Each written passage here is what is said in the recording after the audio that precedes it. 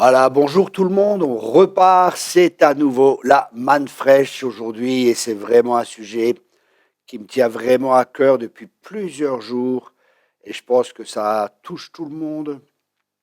C'est la guerre en Ukraine, on ne peut pas être insensible en tant que chrétien de ce qui se passe là-bas. Déjà, il y a beaucoup de frères et sœurs qui sont là-bas, il y a beaucoup d'églises, mais la question est quel est notre rôle ou que devons-nous faire? Je vois beaucoup de chrétiens qui discutent de plein de choses sur Internet et chacun est un spécialiste. Il y a des spécialistes en géopolitique, il y a des spécialistes dans la guerre stratégique, il y a des spécialistes en tout genre, malheureusement.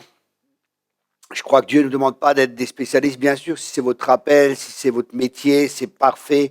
Mais tous ceux que je vois, c'est les mêmes spécialistes qu'il y avait avec le vaccin, qui sont d'un seul coup spécialistes en géopolitique et tout cela. Enfin, vous voyez, c'est des gens qui ont très peu de connaissances, mais qui malheureusement sont enflés. Mais ça, mis à part, c'est pas ça qui nous intéresse vraiment. Moi, ce qui m'intéresse, c'est quel est notre rôle et que pouvons-nous faire. Et là aussi, malheureusement, j'ai vu des chrétiens qui écrivaient Dieu n'aime pas le pécheur et ainsi de suite. Waouh! Et je me dis waouh, waouh, waouh, mais qu'est-ce que c'est que cette doctrine? La doctrine est importante parce qu'elle va nous poser un fondement dans notre vie et savoir ce qui est juste, ce qui est vrai. Et la parole de Dieu, elle est très claire que la volonté de Dieu, c'est quoi? Et c'est ce que nous allons voir maintenant ensemble dans la deuxième épître de Jean, au chapitre 5, au verset 14. Deuxième épître de Jean, chapitre 5, verset 14. Nous avons auprès de lui cette assurance. Nous avons auprès de lui cette assurance, cette conviction. Qu'est-ce que c'est que cette assurance? Que si nous demandons quelque chose selon sa volonté, il nous écoute. Ici, nous voyons que si on demande quelque chose selon la volonté de Dieu, il va nous écouter.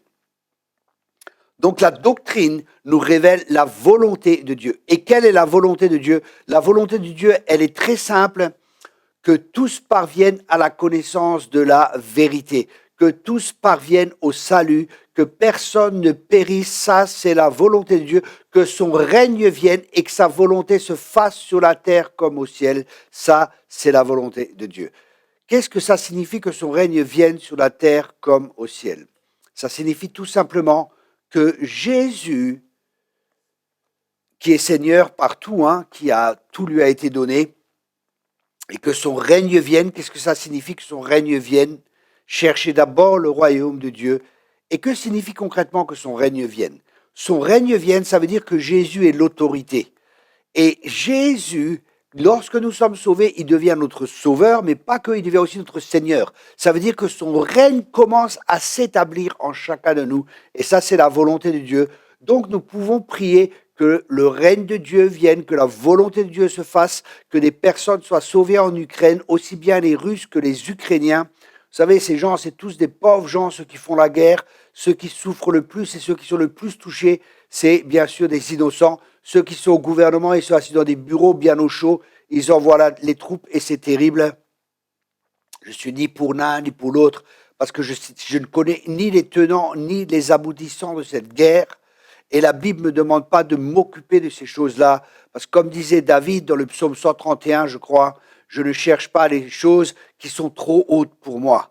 Donc, pour nous, il est vraiment difficile de parler parce qu'il y a tellement de facteurs, il y a tellement de critères qui rentrent en compte dans ce conflit, mais que nous ne savons pas. Mais ce que nous savons, c'est ce que la Bible elle nous dit. Et la Bible elle nous dit de prier, de bénir. La Bible nous appelle à bénir, elle ne nous appelle pas à maudire. Donc, bénissons. Libérons les anges sur cette nation. Demandons que la paix de Dieu se fasse. Demandons que les gens soient touchés, qu'il y ait une aide humanitaire. Prions que la guerre cesse, parce que ça, c'est la volonté de Dieu. Dieu ne veut pas la guerre, c'est l'ennemi qui est venu pour égorger, pour tuer et pour détruire. Jésus est venu pour que nous ayons la vie et la vie en abondance. Donc, vous voyez, pour pouvoir prier, il est tellement important pour nous de connaître la volonté de Dieu. Et quand on prie selon sa volonté, on peut avoir cette assurance qu'il nous écoute. Mais ça va plus loin. Qu'il nous écoute, c'est très bien. Ça veut dire qu'il nous entend, mais ça va encore plus loin. Il dit, et si nous savons qu'il nous écoute, quelque chose que nous demandons, nous savons que nous possédons la chose que nous lui avons demandé. Donc on peut prier avec foi quand on prie selon sa volonté, mais des fois ça peut mettre du temps parce qu'on ne voit pas les choses se réaliser tout de suite. Et là vraiment, prenons notre mal en patience et appuyons-nous sur la parole de Dieu, appuyons-nous sur la saine doctrine, appuyons-nous sur cette parole de Dieu qui dit que la prière du juste est d'une grande efficacité. Pas d'une petite efficacité, mais d'une grande efficacité. Donc on prie en fonction de la parole de Dieu qui est sa volonté, qui nous est révélée à travers la parole de Dieu. C'est tellement, tellement, tellement important. Donc prions, car c'est vraiment important ce qui se passe en ce moment. Ce conflit, je ne pense pas que ça va se faire, mais ça peut s'étendre mondialement. On ne sait pas ce qui va se passer.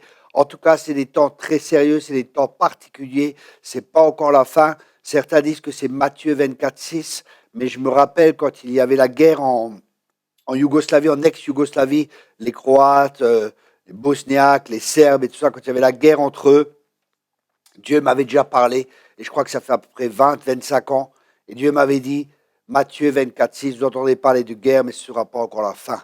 Mais je crois que là, nous approchons et nous sommes dans une nouvelle saison. Je crois que l'ennemi est en train de mettre en place, je ne m'y connais pas trop dans la fin des temps, ce n'est pas mon cheval de bataille, hein, avec le nouvel ordre mondial et tout ça. C'est des choses que j'entends, mais je n'ai pas approfondi, donc je ne vais pas rentrer dans un sujet que je ne connais pas. Nous devons avoir l'humilité de savoir à quoi Dieu nous appelle et de savoir, mais de vraiment savoir, parce qu'on a des révélations.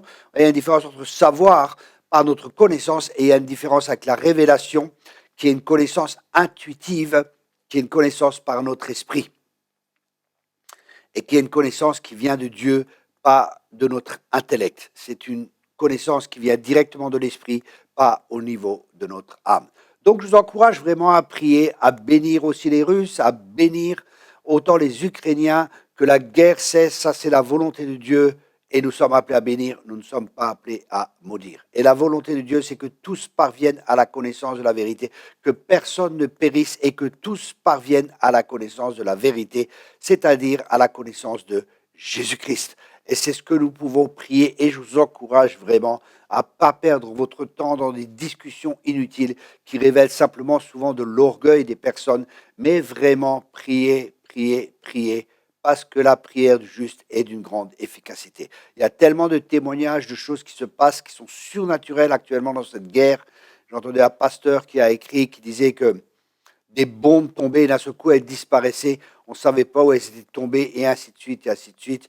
Il y a des témoignages, les gens ont aussi besoin de notre aide. L'instant, Dieu m'a rien dit de faire une aide ou d'aller là-bas pour aider, mais j'aimerais bien le faire, mais il faut que je fasse selon les directions que Dieu me donne ou de faire des offrandes dans ce pays ou aider parce que nous sommes là pour être la réponse de Dieu. Dieu n'est pas visible, mais son amour par les bonnes œuvres que nous faisons peut être visible. Mais ce que nous pouvons faire, c'est vraiment, vraiment prier. Et je vous encourage, bien aimés, à prier. Ne soyez pas indifférents. Si vous êtes en relation avec Dieu, vous ressentez le cœur de Dieu pour ce conflit. Et là, vraiment, je vous encourage à prier. Priez, et je le répète, encore le plus important, priez. Que Dieu vous bénisse abondamment. Tous ceux qui veulent soutenir le ministère, vous avez en bas un lien PayPal ou notre site. Voilà, merci beaucoup. Sentez-vous libre, soyez tous abondamment bénis. Merci beaucoup. Partagez cette vidéo autour de vous. Soyez tous bénis.